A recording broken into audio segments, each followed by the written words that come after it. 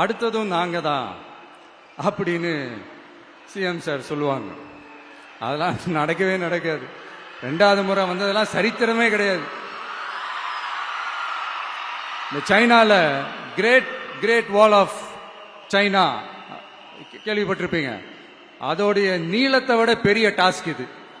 ஆனானப்பட்ட அவங்க அப்பாவாலே முடியல.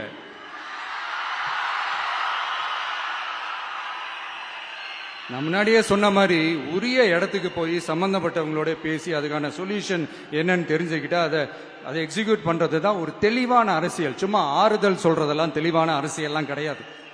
அதெல்லாம் ஒரு ஹம்பக் அரசியல். அரசியலுக்கு வந்துட்டா கலெக்ஷன் பார்க்கலாம் அப்படின்றதெல்லாம் அரசியல் கிடையாது.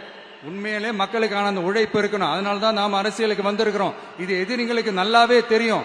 அதனாலதான் நம்மளை சுத்தி அத்தனை சதிகள். அதுல முக்கியமான சதி என்ன தெரியுமா?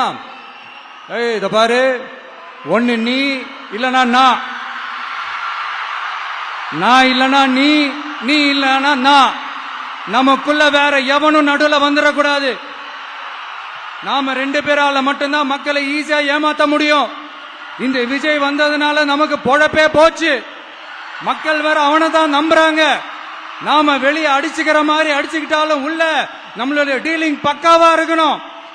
மக்களோட ஃபீலிங்ஸை பத்திலாம் நமக்கு கவலை இல்லை. நமக்கு டீலிங் தான் முக்கியம். மாத்தி ஆட்சிக்கு வந்துடலாம்னு நினைச்சோம். ஆனா அது நடக்காது போல் இருக்கு. அதனால நீ என்ன பண்ற? எஸ்ஓபின்னு போட்டு ஒரு பக்கம் அவனை தடுத்துரு, இன்னொரு பக்கம் அவன் மேல பழி போட்டு நானும் தடுத்துறேன். என்ன ஓகேவா? டீலிங் ஓகேவா? ஓவர்.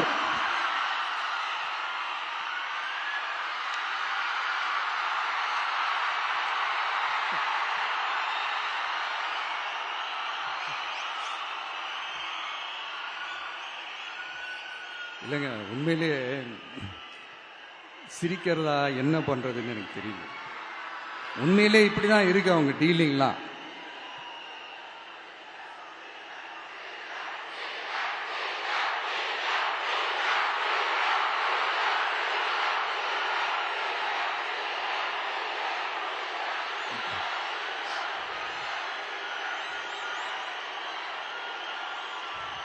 இப்படி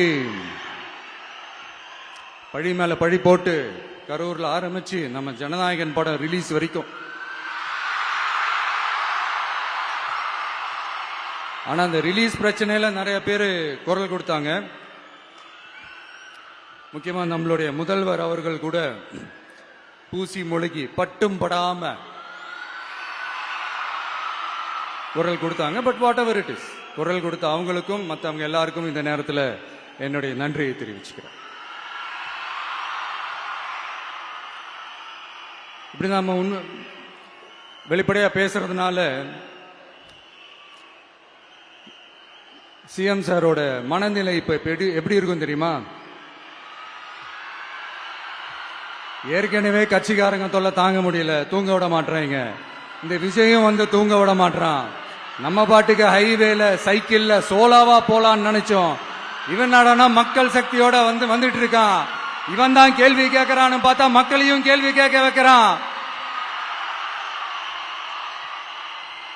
1000 ரூபாய் கொடுத்துட்டு இருந்தோம், 5000 ரூபாய் கொடுத்து ஏமாத்தலான்னு பார்த்தா அதையும் கேள்வி கேட்க வைக்கிறான். விசில் சத்தம் வேற விண்ண முட்டுது. கூட்டணி கட்சிகள் தொல்லை வேற தாங்க முடியல. இவன் பண்ற பிரச்சாரத்தையாத்த முடக்கலான்னு பார்த்தா அப்பவும் மக்கள் அவன் பின்னாடி தான் நிக்கிறாங்க. என்ன பண்றது ஏது பண்றதுன்னு தெரியாத ஒரு மனநிலையில இருப்பாரு. ஆனா சார், நீங்க இந்த விஜயம் முடக்கலாம். ஆனா ஒவ்வொரு வீட்டில் இருக்கிற ஒவ்வொரு விஜயையும் உங்களால முடக்கவே முடியாது.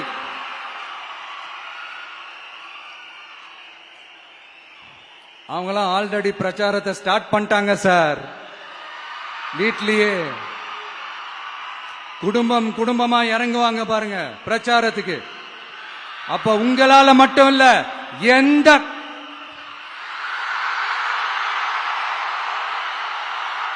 யாராலையும் தடுக்க முடியாது.